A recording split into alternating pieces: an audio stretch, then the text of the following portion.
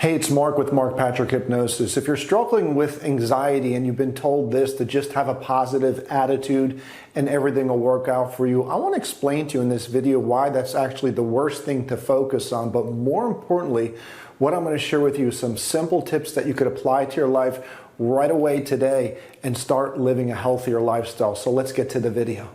So if you are like the 30 to 40 million people each year that suffer from unwanted anxiety, or you're anxious for no reason, or even suffer from panic attacks, let me go through why trying to have a positive attitude doesn't always work. And I also want to teach you the latest research on what does work. So how many times have you been told when something doesn't go right that you've just been told to keep a positive attitude and things will get better? And in theory, that probably makes a lot of sense.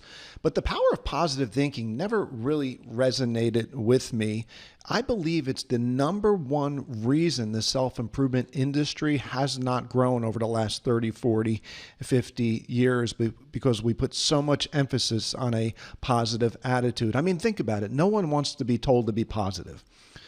Positive thinking in many cases repulses many people. You tell me to be positive when I was up all night from anxiety, had literally no sleep.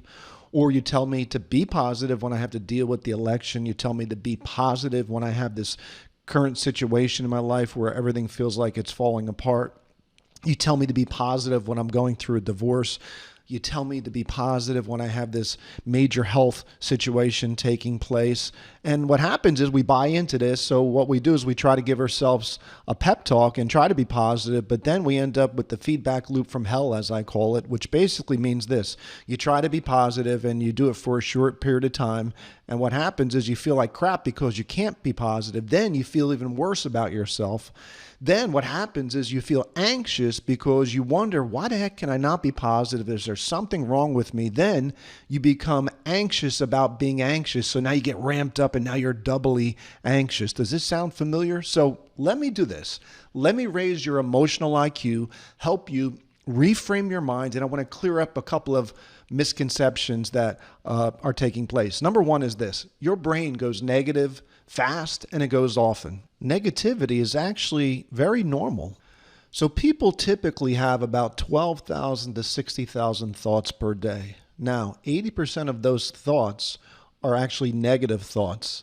And 95% of those thousands of daily thoughts are repetitive. And here's the crazy thing is 85% of the negative appraisals or predictions that we make turn out to either have a positive or neutral outcomes, not negative ones. So this means that the majority of negative thinking is both unrealistically negative and highly repetitive. And what happens is the emotional part of the human brain, it can't tell the difference between what's actually going on in the outside world and what our self-talk is telling us about what's going on in the outside world. So what happens is, as a side effect, this negative thinking produces toxic negative emotional responses like anxiety and fear. And this happens through a process called habituation. For time purposes, I won't get into it, but if you watch one of my other videos, I'll talk about habituation, or you could just Google it. You'll find out a little bit more about habituation. So this is why positive thinking does not work, because basically you can't control thoughts that enter into your mind, whether they're positive or negative. So I want to give you an example to show you how you can't block thoughts out, whether they're positive or negative, from entering into your brain. So what I want you to do now is just take a look around your room and follow this little experiment or test I'm going to give you. So here we go. As you're looking around the room, here's what I want you to do. Do me a favor, don't look for the color blue in your room now. Just take a look around and don't look for the color blue. How about this one? Don't look for the color red anywhere around your room. Obviously, what's the first thing you notice? That your eyes went to something either blue or something red. And that's exactly what happens when you tell yourself to not be negative. What you do is you make yourself aware of those negative thoughts and you attract negative behaviors in response to that. And this works because of something in our brain called our reticular activation system. Basically, it works like a magnet. So what it does is it attracts all those negative patterns in line with those negative thoughts and beliefs, and it does this automatically without thinking or any conscious effort. So let me do this. Let me teach you what the top sports psychologist in America used to help win 10 national football championships, create a Super Bowl MVP, and help over 700 athletes prepare for the NFL draft mentally. And more importantly, let me show you how you can use all this so you can apply it to your life so that you can live a healthier lifestyle right now. So here's what they found out. They found out that negative thinking was the most powerful element players were combating on all these different teams. And negative thinking was basically weaponizing them against themselves. So they found it very difficult to change their internal thoughts and those negative thoughts internally. But when they started to look at the externalization of these thoughts, that's when things really started to come together here. So listen to this. They found out when somebody says something out loud, it's actually 10 times more powerful than if they think it. And when they studied that data, they found out that verbalizing negativity has a multiple of 4 times to 7 times more powerful than positivity. So think about that. If you say something out loud, it has a 10 times multiple. But if it's negative, you add another 4 to 7 times multiple, making it even more powerful. So when you say negative things out loud, it's 40 to 70 times more likely that this behavior will happen for you or cause a result that's not good for you than if you just didn't say anything out loud at all. So what they did is they focused on this during the season. They focused on this. What if we could just get our players to not focus necessarily on being positive, but just not saying negative things out loud and eliminate all the negative conversations, verbalizing negativity.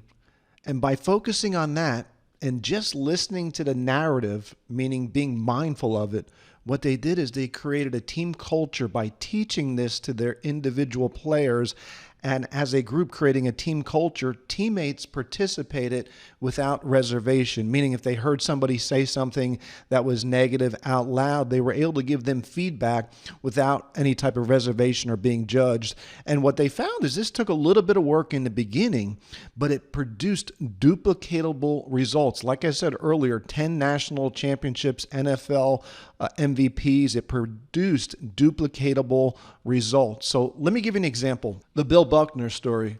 If you're not familiar with Bill Buckner, he was an 8-time Gold Glove winner for the Boston Red Sox back in the 80s, but he was best known for letting a ground ball go through his legs during the 1986 World Series. As a result of that ground ball going through his legs, the Mets were able to win that series. He was interviewed 12 days before the series. This was all documented on ESPN.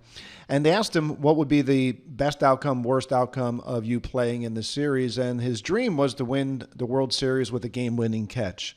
His nightmare would be to let the game-winning run score by ground ball through his legs. And again, he verbalized this. So by verbalizing it and saying it out loud, he didn't make it happen. That's not what happened. He increased the probability of this taking place. By verbalizing something, you're creating what are called subconscious plants, and you're giving more power to those subconscious plants. And there's many other stories like this, but the bottom line is this.